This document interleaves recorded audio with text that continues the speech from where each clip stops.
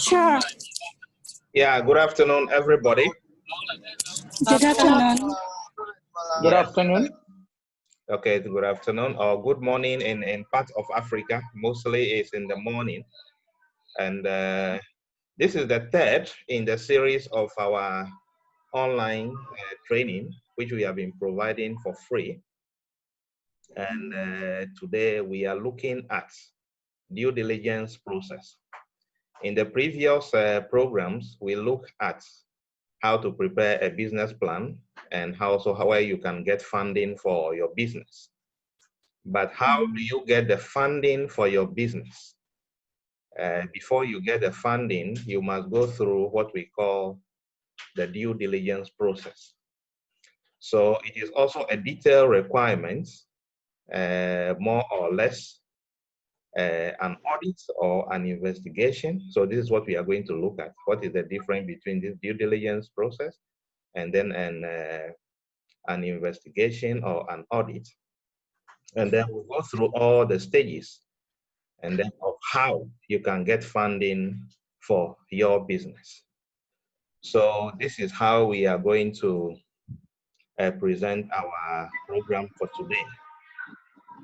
So I will start by sharing my screen, and so that we can start. Okay. Okay. So I'll start my sharing my screen now, so that the program can start. Can you see my screen? Yes, sure. Yes. We can see. Yeah, sure. Okay. So we will introduce, first of all, this training is coming from Silverman Financial Literacy Institute, and we are looking at the due diligence process. So today, we will first look at the contents. This is our table of contents. We will look at the introduction of the Silverman Financial Literacy Institute. Then we are looking at the introduction of the facilitator, the one talking to you. We will look at the definition of due diligence, the difference between due diligence and audit. Then we will look at as a step one, terms of engagement. How do you start the process of due diligence? And then operational due diligence. Then number three, financial due diligence. Number four, legal due diligence. Then number five, the due diligence process, that's a report. And then we will look at signing the contracts of investments, and then how you will draw down the loan or the facility or investment that has been signed on. And then some of the services that we provide. So that is our outline for the program of today. Are we all okay with this? Yes. Yes. Yes. Okay. Okay. But okay. I can hear some background noise. So we need to mute. Yeah. Okay. Okay.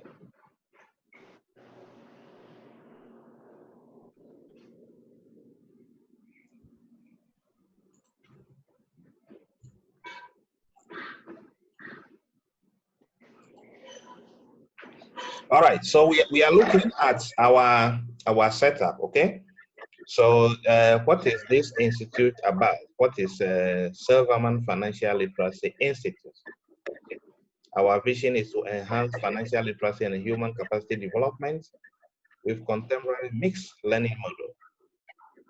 And then our mission is to reach every enthusiastic learner with financial, personal, business, educational customized to the needs of individuals and institutions in an efficient manner. Then our core value is trust, innovation, leadership, and continuous learning. And what is our history?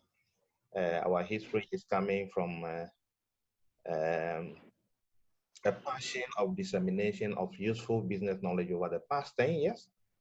And then this led to publication of various books journals and the rest.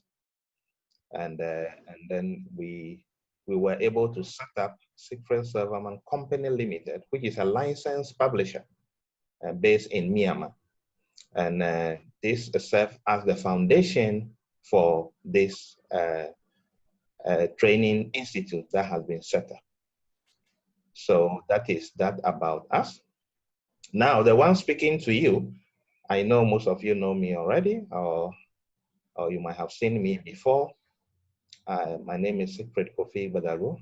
I'm a chartered accountant by profession, also with 2 master's degree. I've been in the microfinance sector for the past 18 years, and also in management consultancy, and then with various countries that I've worked in, including Ghana, Sierra Leone, Ethiopia, Egypt, Zambia, Malawi, and then where I'm speaking to you from in the USA. And I also like writing. That's one of my passions. I'm a gifted writer. And therefore, if you have been checking on my blogs, you will see almost every week, I come out with a new writing on guiding people into a specific thing. And mostly I've involved myself in the due diligence processes and leading to many funding for many institutions. Recently in Myanmar, that was in April, I was also voted as the CFO of the year in Myanmar, and for non-bank financial institutions. So that is that about me. And then we will proceed to maybe you will look at some of the books that I have written. We have 18 Laws of Personal Development, Permanent Wealth, Microfinance textbook, and then the Embattled Earth. So all these books are on sale either on Amazon or also in many bookshops that you might get to buy. Okay, are we okay with the introduction?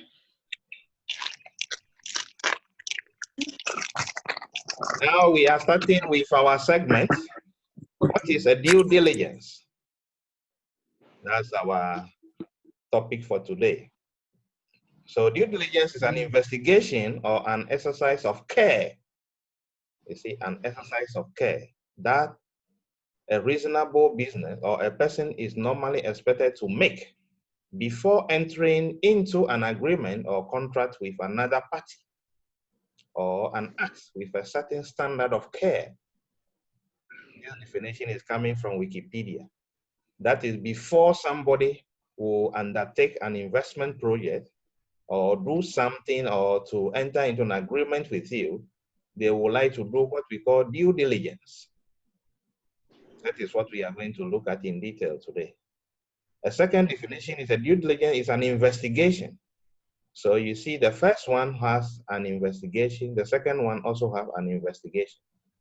Audit or review performed to confirm the facts of a matter under consideration. In the financial world, due diligence requires an examination of financial records before entering into a proposed transaction with another party. So have we seen the definition? Yeah, so this is before somebody will invest with you, before somebody will give you money, before somebody will commit something to your hand, they want to find out your background, they want to find out what you are doing, they want to know who are you and whatever. So in the business world, this is called due diligence. I think also we have medical due diligence, that whereby they will give you all thorough examination to find out about every sickness that is worrying you or things like that. So it is the same thing that we have in the business world.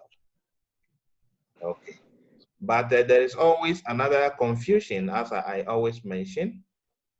So there is a confusion between due diligence and an audit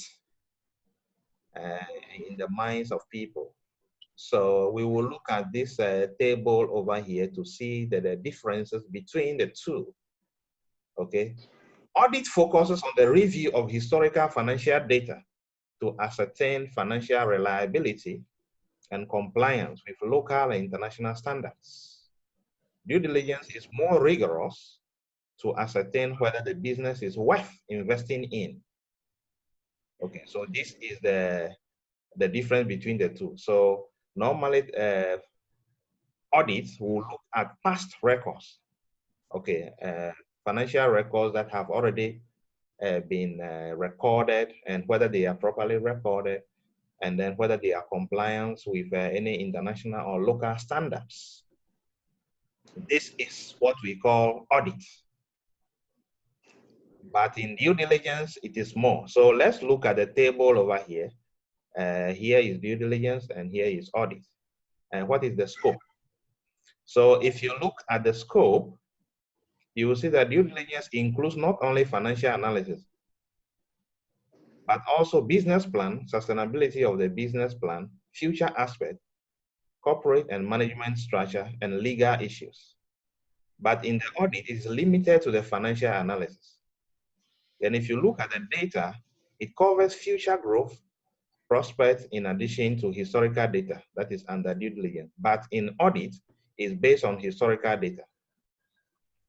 And then mandatory. This is mandatory, that is whether it is something that it is by force that you should do. Okay, it is normally required that it is based on the transaction to be done. TK, you are welcome. Okay, yeah, so Thank you. yes, yes, morning. Okay, so and in audit also it is a mandatory assurance. Okay,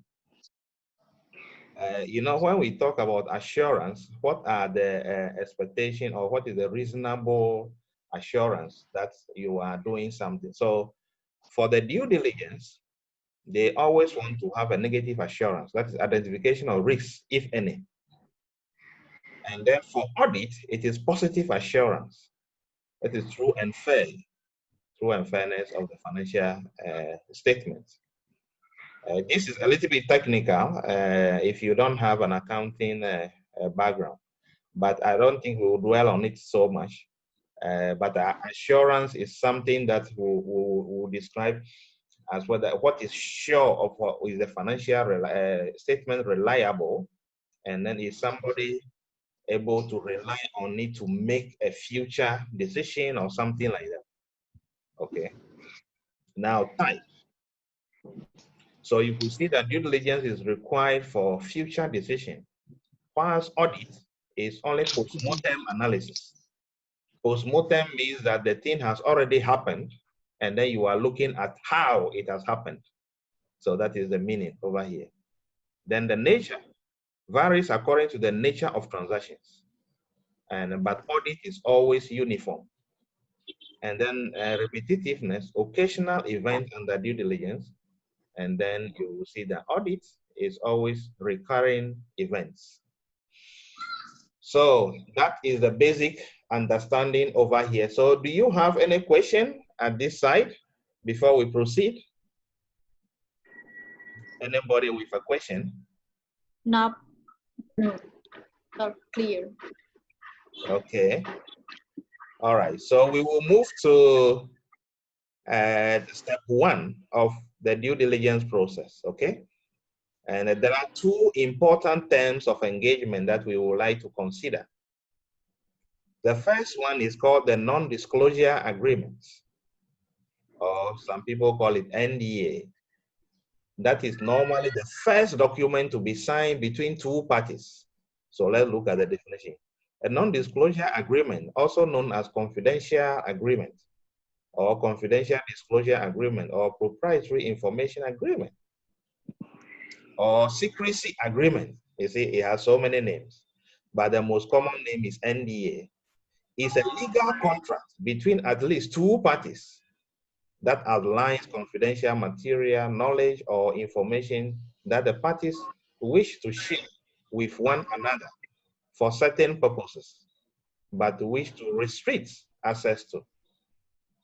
So before a company would like to, or let's say a fund or a source of fund who would like to invest with another institution, what happens is that they will do what we call, they will sign what we call a NDA, non-disclosure agreement, so that the two parties are covered that the information that they are going to share between them will not be disclosed to other parties. After this, then they will look at the next stage, which is called a term sheet. A term sheet is a bullet point document outlining the material terms and conditions of a business agreement. After a term sheet has been executed, it guides legal counsel in the preparation of proposed final agreement. So I have given a table over here just to show what we call a term sheet. In fact, I pull it out from one of the transactions that I am currently working on. And but the names and everything has been changed. Okay, so you will not know where it is coming from anyway. So for example, a borrower is called ABC Limited. And then the lender is called SYX Funds. And then the advisor to this project is also the same institution, XYX Funds. And then the facility they are considering is called Senior Unsecured Term Loan. Okay, and then the commitment is up to equivalent of $1 million. And the currency they are going to give the facility is in US dollars.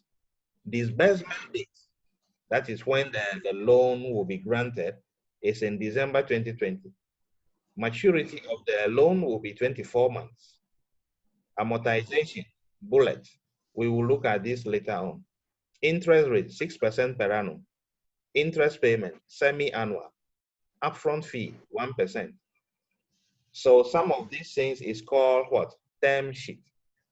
And then this will also be signed between the two entities so that the investee company, that is the one who is going to receive the fund, will have in mind that I'm working towards $1 million and I have to pay back in 24 months. And then the payment method is going to be a bullet payment, which means a bullet means that you are going to pay all the amounts at the end of a certain period instead of being amortized or things like that. And then the interest rate is 6% and the interest payment is going to be semi-annual. And then the person, the investee company will pay upfront fee of 1%. So this is what we call a term sheet, and there are other parts that will be added for signature to be signed. Are we okay with this side? Yeah, I'm enjoying it. Yes. Yes. Okay. Yeah. All right. Thank you. So important, two important terms of engagement. Then let's go to the next stage. Stage 2 is called operational due diligence. Operational due diligence is a process by which a potential purchaser or investor reviews the operational aspect of a target company for possible investment. So in this, all aspects of the operations are reviewed. Okay, operational policies and procedures, the business environment, that is the industry, the market share, the country risk, the clientele base, okay, people behind the numbers, that is which human beings are working in the company after all, okay, information technology. So over here we can see that operational due diligence is a process that helps understand the operations and the business model of the target company. And the framework here is that it is divided into 6 operational driver groups, like people and organization. Okay, I said already which people are behind the numbers. Okay, information technology, for example, which IT system do you have in place? Which accounting software are you using? And how is technology applied in your business? Your cost analysis and cost and asset scalability, that is how potential business will be scaled up. And then the potential of the business, how is the future like for the business, and what are the risks associated with that business. So this is significant in the sense that it helps understand the strength and weaknesses of the target company's operations and helps understand the future direction of the target company. So this is what we call the operational due diligence. So for example, if a company has 2 or 3 branches, and then the investor comes and want to invest with you, they mostly they will travel to 1 or 2 of the branches just to see how the operations are ongoing and to observe things for themselves. If your business is located only in one area or maybe one location, they will definitely visit your premises and see how operation is done. I mean, how the activity of the business is done. And that is all those parts is called operational due diligence. Okay. Then we will move to the next. We are looking now at the financial due diligence. Okay. For those of you with an accounting background or a finance background, this is under the finance people. Okay. The financial due diligence focuses on the providing potential investors with an understanding of a company's sustainable economic earnings. Okay, how is the future earnings of the business and how sustainable it is. Historical sales and operating expenses trends. So they will look at all your past sales and operating expense trends. Then historical working capital needs. You know, in the future, how did you finance the business? How is your needs like? Okay. Then key assumption used in management forecast. This is very important. They will always look at your assumption, maybe the interest rate in the future and all that. Okay. So then the key personnel and accounting information system. That is again, for example, who is your CFO? Who are the assistants to this person? How are they trained and whatever, what capabilities do they have to manage the business? Okay. So over here too, you see, I put the information here, historical quality of earning, quality of net assets or new assets. Okay. And then the capital expenditure required. Okay. We talk about capital expenditure, maybe in terms of your infrastructural development, IT system, machines, and the building and equipment. Those sort of things are called capital expenditure. Okay. Financial debt and liabilities. Now, is the company owing some institutions or some banks already? And if you are owing them, how are you paying those institutions without any default or the rest? They will look at that side. Then forecasted financial results. So this, they will look at your projections, maybe your 5-year plan, your business plan. You know, last week, no, not last week, it's about 3 weeks ago, we look at business plan and we talk about 5-year or 3-year projection. So this will form part of their analysis also. So the information and documentary required is what? Historical financial statement, detailed trial balance, general ledgers, detailed management accounts and the reports, and then also other information and the business plan. So those things will form parts of the due diligence process. Are we okay with this side? Okay, all okay. Any question for me? Okay. Yeah, I want to ask one question. Okay, question please.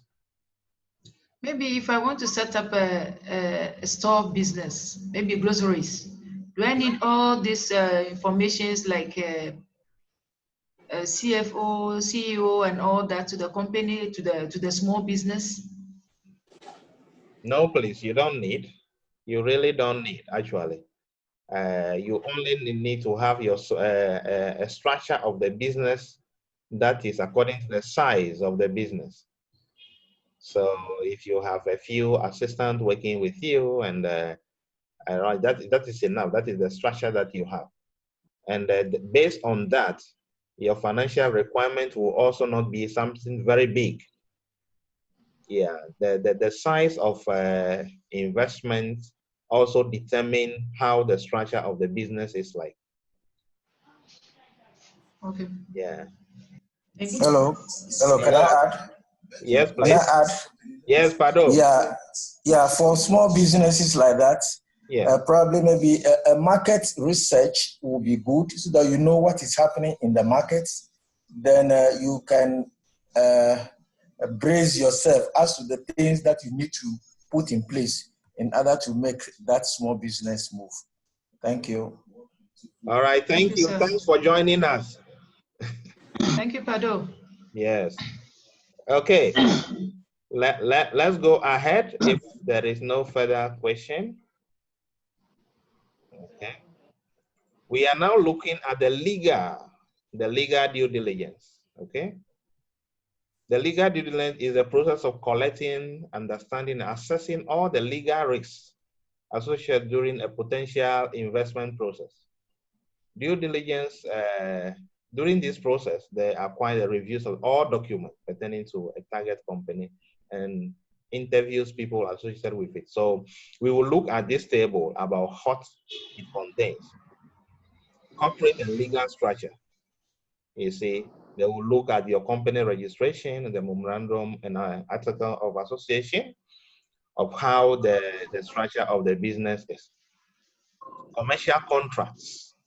So the contract that has been signed by the business, maybe in agreement to other entities and the rest, will be reviewed.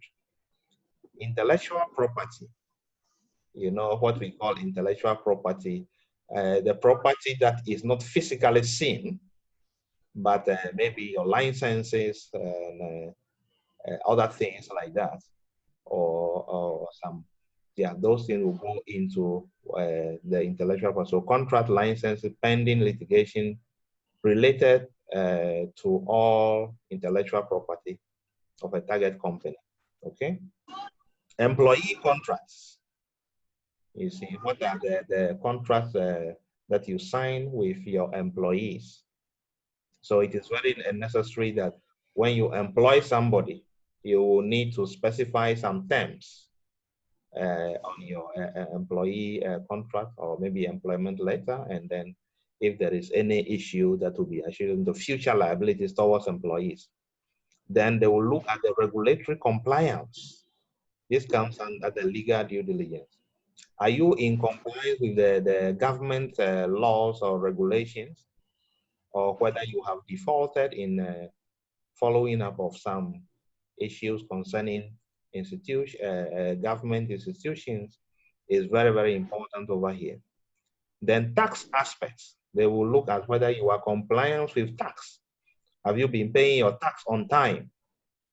Or you have been defaulting, or there are some deferred tax liabilities and pending government litigations? Is very important.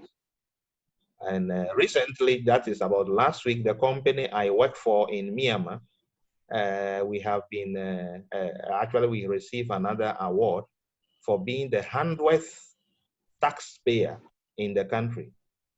It means we pay our tax on time, and therefore the government recognized us and they gave us an award for that. While there are some institutions who have been dragged to court, they are not paying their tax on time. You see, those aspects also form part of the legal due diligence. And then they will check all that, whether you are in compliance with tax issues. Litigations. What are the current aspect of future litigations being looked into? Okay. Health and safety at the office. Also, they are very important in your operation areas. What safety measures do you provide for your employees, and is the place secure for them to work so that there will not be any harm to them and the rest? Okay. Then environmental laws, yeah, also comes into play over here. So all these form parts of the legal due diligence, looking at all legal aspects of the business, from how it is registered, whether it is properly registered, what licenses do you have in place, and then follow up to other aspects. Do we have any question on the legal due diligence aspect? Just so one question. So one question is a regulatory compliance. So compliance means it is focused on the target company or other employees. Yes, I know. I Yes. know that. Yes. Okay, thank you. This focuses on the target company, that is the investee company. So the company which is planning to receive the funds will be checked whether they are in regulatory compliance before there will be an investment in that company. Okay, so I'll speak about the microfinance sector again to give a little guidance. In the microfinance sector, for example, in the country that I work now, there are two requirements for all microfinance institutions to follow. You must, there are two ratios that they must be observed. That and your liquidity ratio and then your solvency ratio. They've given some ratios over there.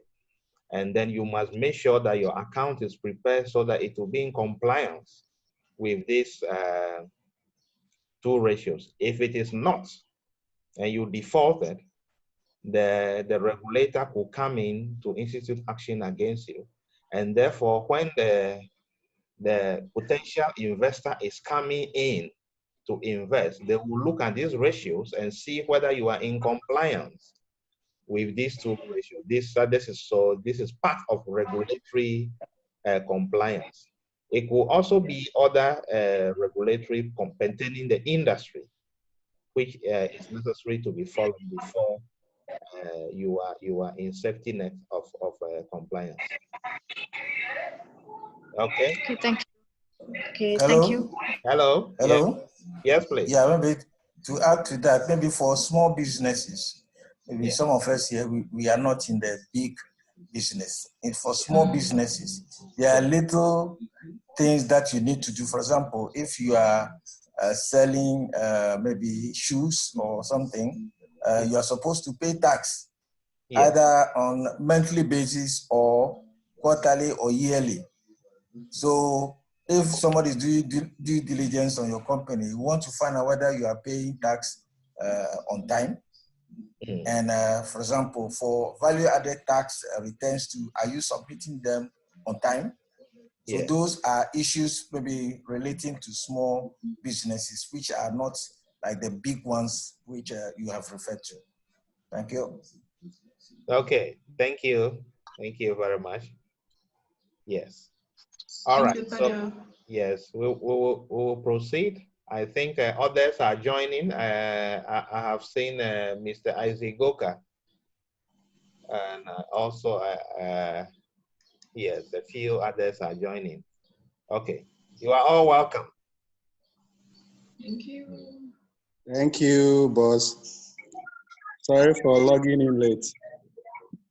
Yes. Okay. Thank you. We've Thank you for the presentation. Thank you. Now we have looked at the we look at the operational due diligence, the financial due diligence, the legal aspects, and now we are looking at the closing report summary. So after the due diligence is completed, a report will be prepared, like an internal memo, to members to evaluate the team who are, they will look at the transaction that has been in order to close the deal, okay? So preparation of due diligence report. So let's look at what it contains. A summary of the scope of the review, a list of all the information disclosed by investigations, an analysis of the documentation and information revealed, okay?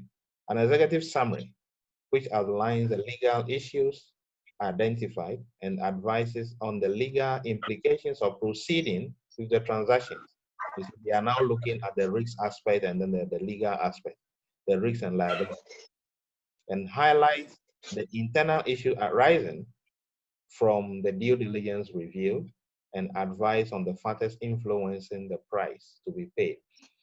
So basically, after the investors come in to look at all your documentation and the legal aspect, the financial aspect, the real aspect, they will prepare a report summarizing all things that they have found out in your enterprise or in your company. And then this will be discussed at the investor level as to whether they are or they should invest into your enterprise. So this is what we are talking about over here. Okay. Then. Okay. Okay, thank you. Okay. Yeah. Then on step 6, contract signing, whether it is a loan or share capital agreement. I put this information over here just to help identify what is expected on each of the agreement. It might not be the same for each of whether it is a loan or it is an equity, but just to help build the characteristics that exist. Okay. So for loans to be terminated or what we call exit clauses, mostly the loans are amortized or you have a balloon payment method.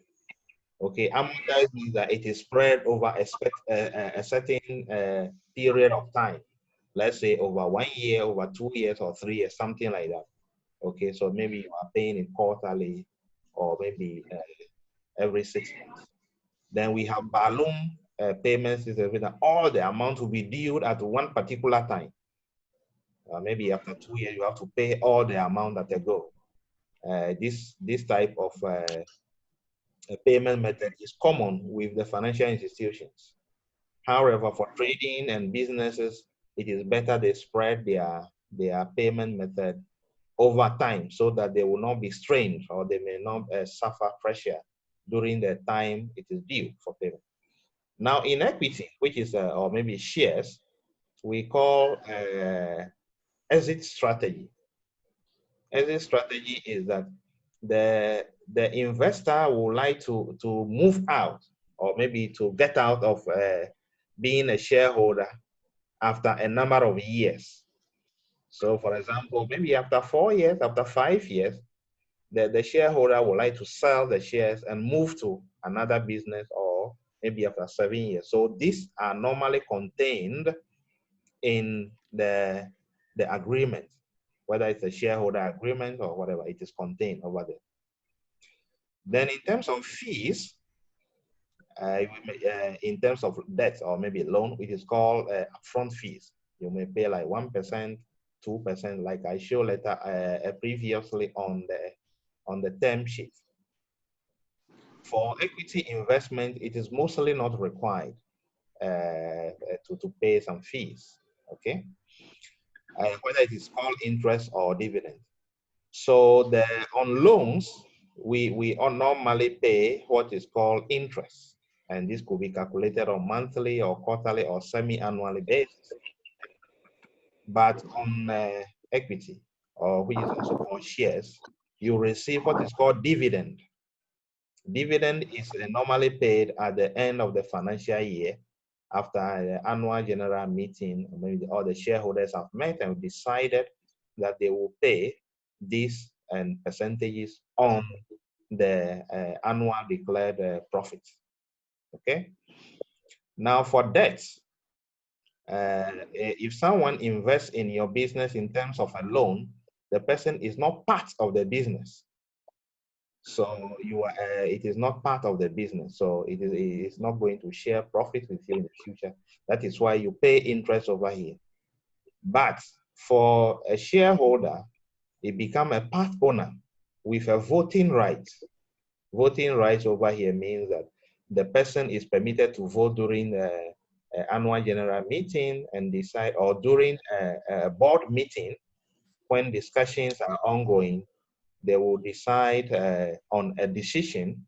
There may be voting rights. You know, in business, it's also like in politics. So during a meeting, there may be a voting right, then they will vote. And so that is what it means over there.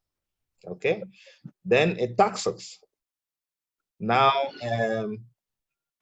For interest which have been paid over here, we call it tax. It is a tax deductible. It's a deductible tax expense. What does it mean? It means that when you pay interest to the companies that have invested or have given you facilities, the tax components will be added back to the business in compliance with the tax documentation. Okay, but taxes in equity in terms of dividends are not deductible. It's not a deductible tax expense. And then the speed of arrangement. It is faster to arrange for a loan rather than to arrange for equity.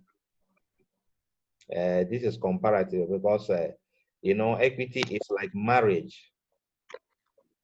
You know, it is like a marriage. It's not like a girlfriend and boyfriend. Yeah. When you are taking a loan from an institution, it's faster.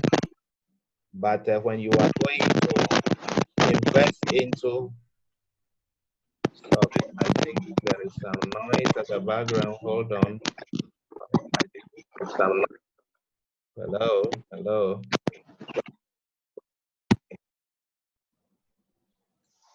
Okay.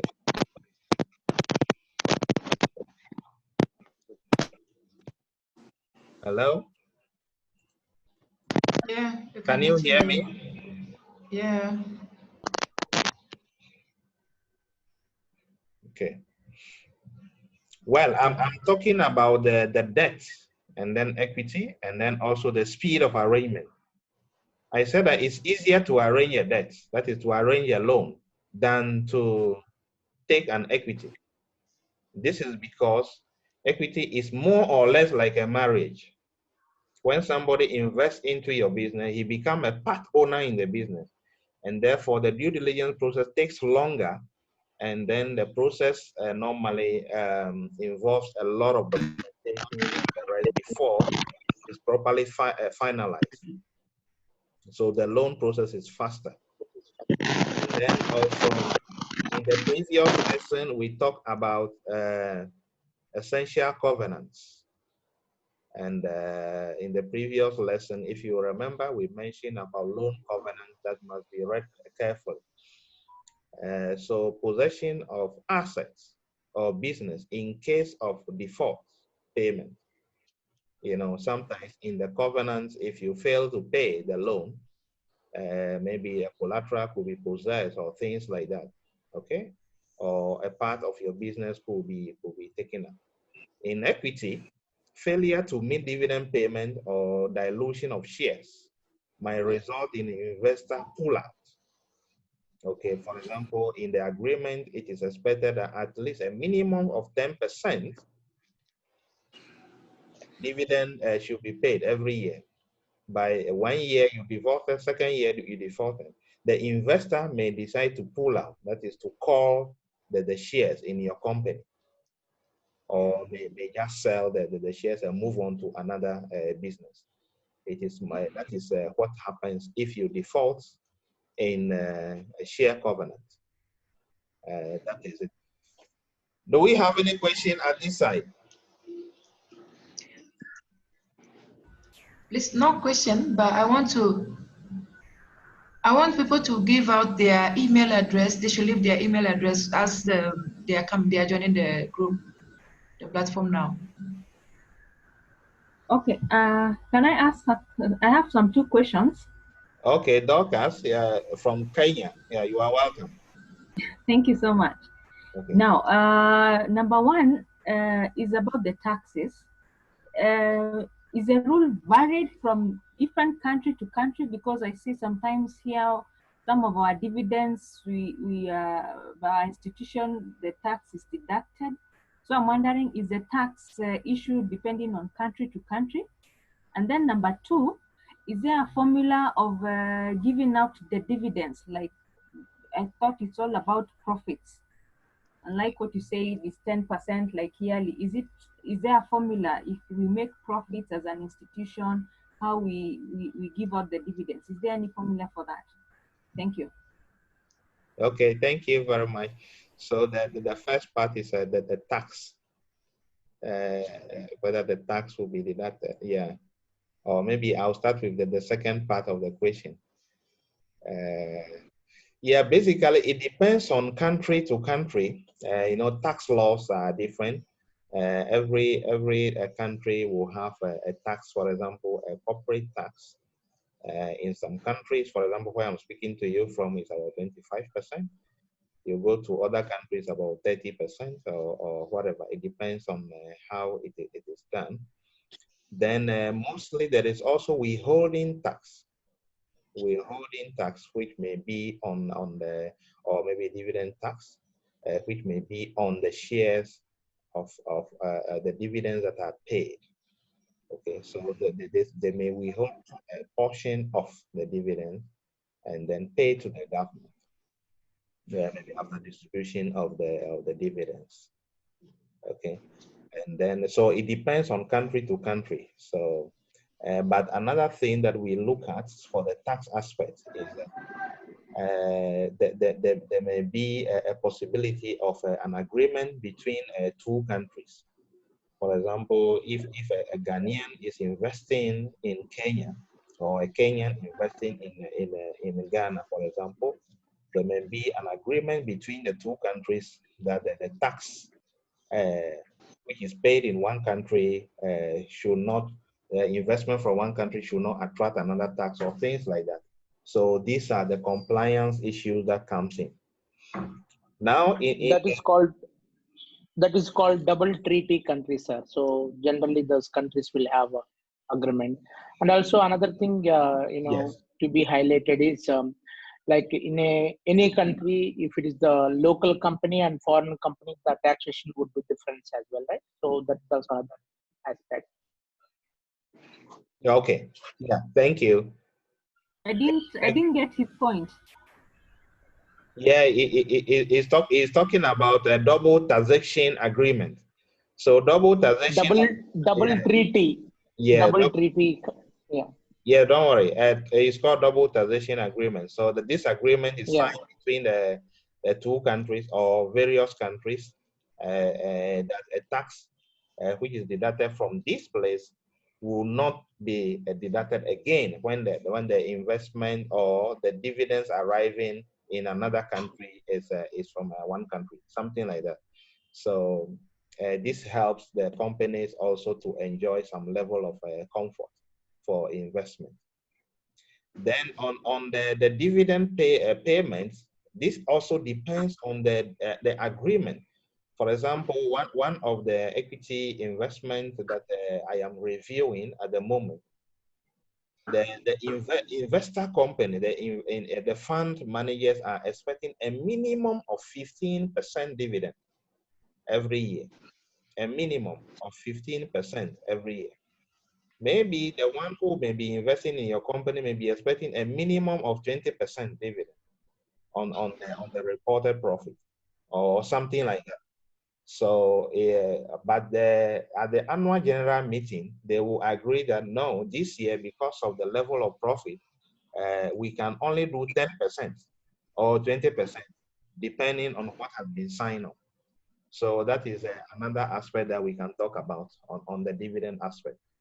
Or if we have any other contributions from anywhere.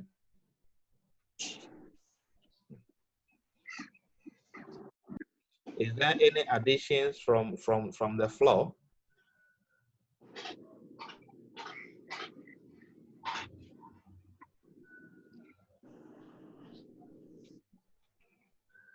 Okay, are we okay? Can I proceed?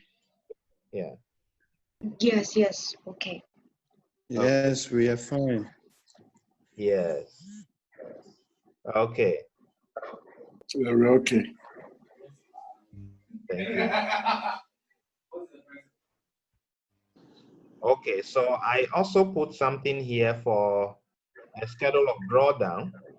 Normally after signing the agreements with either it's in terms of debt capital or it is an equity, there may be what is called a schedule of drawdown.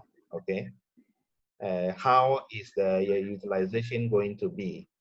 So normally a schedule of drawdown is made from the agreement signing, and then there could be like about 2 times or 3 times or maybe 5 times drawdown, depending on the cash flow need of the investee company.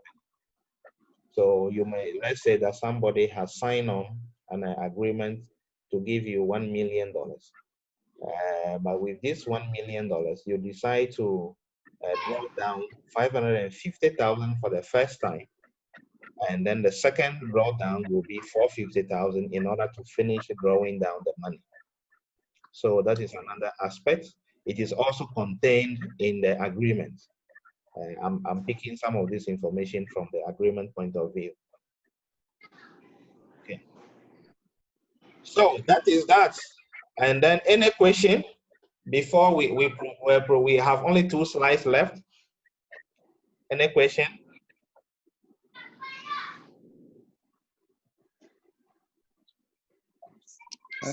Apologies, some of us have missed the beginning. Is that a way you're going to share these slides, or you're going to just quickly, not explaining everything, just a quick glance over? Okay, yes, I'll go through briefly with you again, and then also we will share these slides with you. At the same time, you will also get the recording as usual. So it is I think the recording, yeah. If the recordings are going to be available, then you might not even have to waste another time to go over. I think we'll just listen to the recording. That'll be fine. Yes, yes. Thank you. How is Malawi? Or have you arrived in Ghana? No, I'm still in Malawi. Oh, okay. I'm still in Malawi. Yeah, okay. Yeah, Sure. we'll speak later. All right, Yeah. cheers. Okay, a question? Yes. Yeah, not a question, just a reminder again. The email address, people should drop their email address at the chat side for us to enable us to send them the video and the rest and the slideshow. Yeah. Thank you. Hello. Hello, yes. If you can just go to the previous slide, I just want to ask a question, or maybe. Okay, I am here. Yeah, so that is the taxes. You said deductible tax expense for debts, and then the other one not deductible. There's some understanding that I have here. I don't know whether it works well. So what I understand is, if you make any expenses whilst you are raising debt, that one, the tax authorities will accept it as tax deductible. That is, they will take it as an expense which will be catered for when they are recalculating your tax. Then for equity, it is not, according to your, how do you call it, your presentation. But there's something that I've recognized here in, how do you call it, in Congo, Congo Brazzaville. If you make any expense on raising equity, they consider it as tax deductible. So it means these things, it's from country to country. So some countries allow it, some countries do not allow it. So in this space, maybe we need to look at what the regulation requires, so that you not put yourself into any uncomfortable situation. Okay. That is good. Yeah, a good explanation, which means that you see the overall country tax system also influences this. as Pado is rightly saying. So the tax law of the country determines whether these taxes are deductible expense or not deductible. But overall understanding is that that equity aspect, the tax is not the deductible. while the tax is deductible as in terms of debt capital. Yes, so thank you for that explanation. Okay. Maybe a quick one. Yes, please. Suppose we are getting a grant or some donation. Yes. Will the institution, like, require all this agreement, due diligence things to be done? Definitely yes, but it depends on the grantor. Let me say so. That depends on the institution trying to grant the grants to you. Yeah, they may choose to investigate because, for example, an NGO business, you can write a beautiful proposal and send to them, but they want to come and inspect whether you are really doing what you say you are doing. So that will also be the due diligence process. It might not be as rigorous as equity part or debt capital, but they would like to see whether you are doing such activity you claim to be doing. Yeah, so that would be called the due diligence. Yeah. So that is an explanation I could offer. Yeah. Okay. Hello. Hello. Yeah, I believe also that there are specialized organizations who do this due diligence, and they give ratings.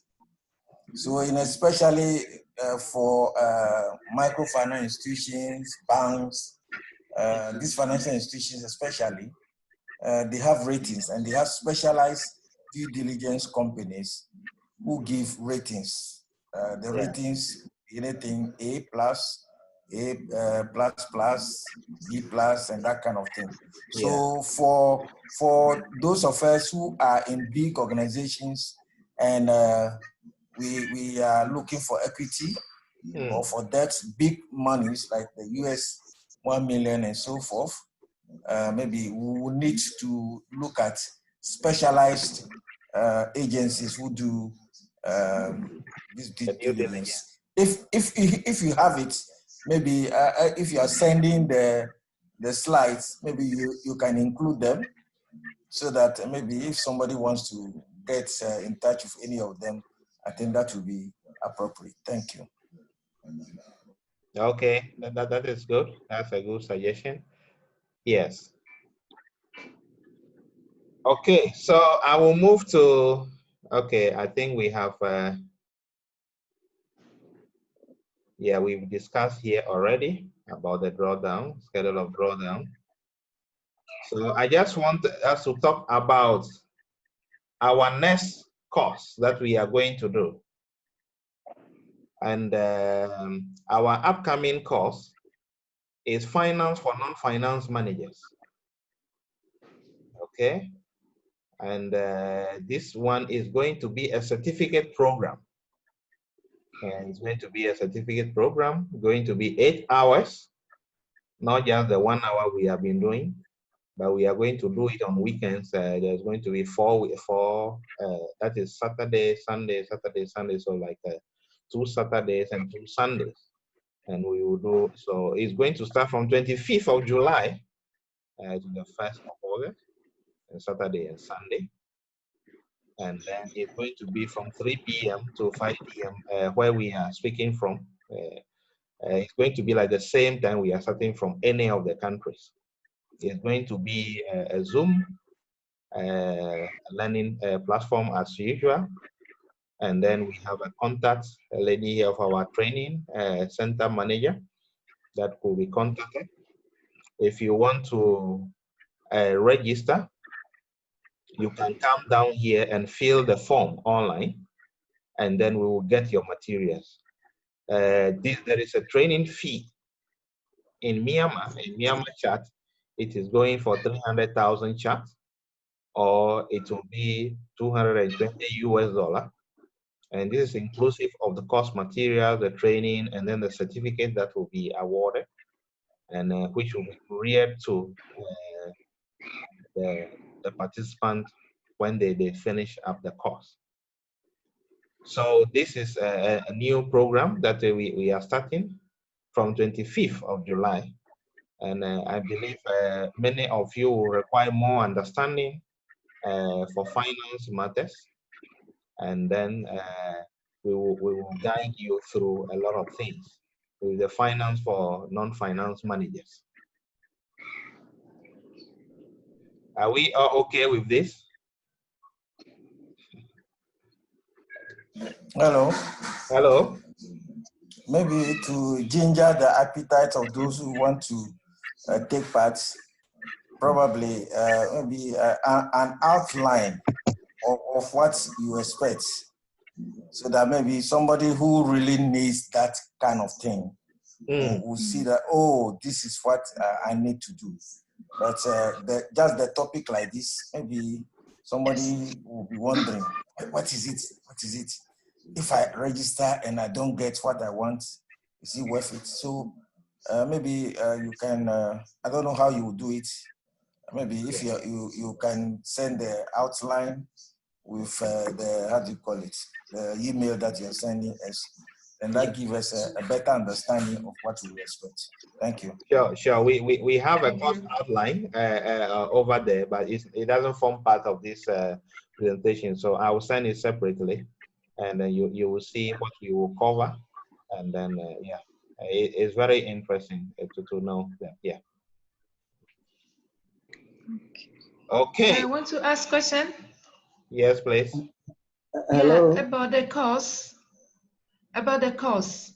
If I'm not in Myanmar and I do the course online, how do I get my certificate? I know you said you send it through courier, but do I have to pay extra cost for that? No, I think we can send it. You know, there are two ways of sending it. Either we send it through courier, or we can just sign an online certificate. But we will not charge extra for this. We will not charge extra for the courier. Yeah. Hello. Yes, please. Yeah. Yeah, like you said, the online certificate is fine. Like some online courses that I've done, they are all online certificates that you can use PDF, you print, and it's as good as the real certificate. If you want a hard copy, that one you must pay. I don't agree that you send a courier without charge. I don't agree. So online certificates are delivered online. Online. And if you want a hard copy, you pay for it. Yeah, just to cover the cost of sending the courier. Okay. Okay, thank you. Hello, sir. Yes, please. Yes, I still need a clarification about the duration of the program, because you're talking about 8 hours. Then you are talking about 25th July to 1st August. Okay. And then into brackets, you're talking about only Saturday and Sunday. So, so how many Saturdays and Sundays can we get between 25th and 1st August? Okay, so we will do 2 Saturdays and 2 Sundays, and each program will be 2 hours each. It will be 2 hours. So two Saturdays and then 2 Sundays. Yes. Don't you think that will go beyond 1st August? It will go beyond, yeah, maybe. Yes. So in terms of days. Yeah, Sorry? You mean in terms of the day? Yeah, it will go beyond the 1st August. So if you can amend it. Okay, but each program is going to be 2 hours, as I said, and then 2 hours on Saturday, 2 hours on Sunday, and then the next one will be 2 hours on Saturday, 2 hours on Sunday. So it's making 8 hours in total. Yeah. I think that is the better explanation. Yes. The weekend of 25th and 26th. Yeah. And then the weekend of 1st And 2nd August. On 2nd August. So yeah, so my argument is that why don't we say to 2nd August? Yeah, to 2nd August. Yeah. Yes. Yeah. Thank you. You are right. Yeah, that's correct. Yeah. Okay, thank you. Okay, so we talk about our services also, and so I think you are already aware that we also help prepare the strategic business plan and other funding proposal for institutions and individuals alike. We also help you seek funding for your business and institution. We also do counseling on marriage and stress, depression management. So this, you can contact us on addresses below, and then we will be able to reach you out as soon as possible. Well, but we will be sending you our slides, so you will get more details and then get back to us. Do we have any other question or clarification?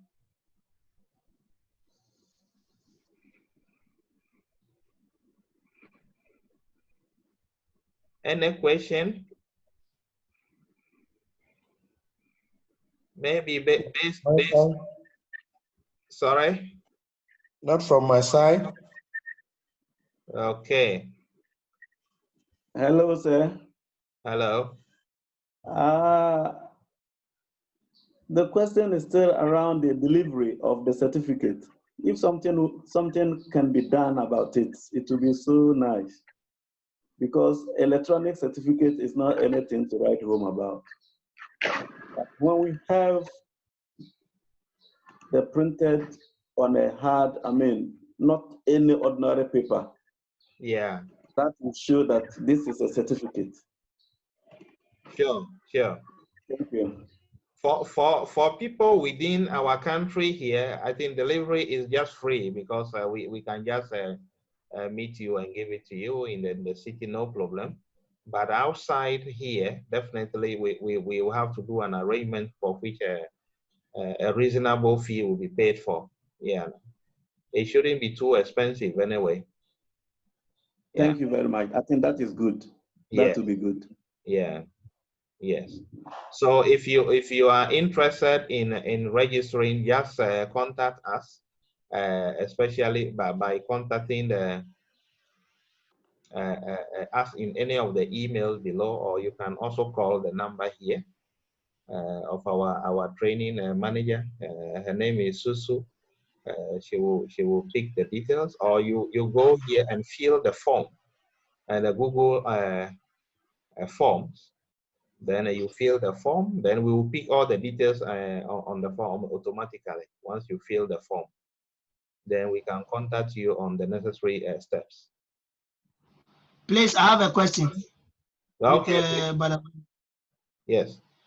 Yeah, my question is, for me, today is my first day of joining your program. And then I have no background in anything about accounting or whatever it is. So I just want to know, as a new person on this platform, I want to have some knowledge and there's some training and stuff. What is the first step that I should take? Okay, the first step that you would take, I suggest for you, is the finance for non-finance managers. I think this course will help you to get a lot of clarification. Maybe hold on, because I know Pado actually asked about this outline. I can show just on the screen for everybody to see the outline of the course. Okay. Okay. I'll first stop sharing my slide. Then I'll pick that file, and then I'll show it to you. So hold on briefly. Okay. All right. Yeah. Okay. And then I can share it. Okay. I think this will be helpful, which we will send this later on, but I just want to share it so that everybody will see what I'm about to talk about. Okay. Okay, can you see my screen? Yes. Okay, so Clear. yeah, so these are our outline of courses that we have coming up soon. So the first one is the finance for non-finance manager. Is, you know, our initial plan is that it will be 4 weeks, but we have reduced it just to the 2 weeks, and don't worry about here. But the model is what I want to show you. So the module 1 is fundamentals of accounting and finance. We are going to start from the basics for you to gain some understanding. Okay. And then module 2 will be 3 important financial statements. So these 3 financial statements are what? Your income statement, your balance sheet, the cash flow statement. We are going to discuss it. Then interpretation of financial statement, that will be module 4. We will go into details about how you can interpret financial statements.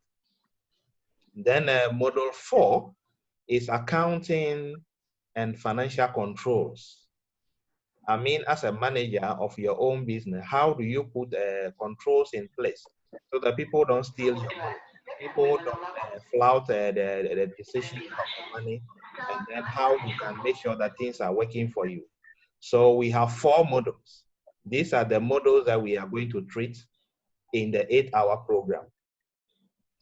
And then in the future, we are going to do the introduction to microfinance, certificate in microfinance, diploma in microfinance, and then we will do the depression management and counseling. So those are our outline, but I will build this into the slide, which I'll be sending to all of you so that you have more details about it. Yes. I hope this is clear. Yes, I'm clear with it. I'm clear. Thank you. Yes. So this will help. Yes. Okay. So thank you very much. And if we don't have any further question, we shall be contacting you, and therefore you will ensure that we are in the same page, and we will send you the slides, and then also the recording, and then we will take it up from there. Any question? Any further question? Otherwise. Reminder Okay. again. Reminder. Yes. The email, we need the email of. Yeah, it is coming. I've seen 14 chats with the addresses. They are coming, so we will look at them. Yeah, we still need, some people are just joining the platform. So please leave your email address for us. Maybe Jones Williams and Zamtown. No, the new people just join us. Kindly leave your email address for us. Thank you. Okay, so thank you very much, and thank you for the participation. And we are delighted you have joined us today, and we shall be in contact with you. I've also read some of the comments, and I can see, yeah, well, somebody is saying that let me have due diligence slide and to kind. Okay, so that's the email address. And then somebody also said, it is my first day, but big up, Silverman. This is helpful and great. This was sent by somebody. And then somebody also said, sorry, I have to jump off. Great presentation, Mr. Silverman. And yeah, so those are the comments that I am reading now. So thank you very much, and we shall be in contact again. All right. Bye-bye. Thank you. Thank you too. Thank you. Bye-bye. Thank you. Thank you. All right. Bye-bye. Yeah. Bye. Mr. Goka. Hey, my Goka. dear sister. My dear sister. Yes. Yep. Yeah, now to say.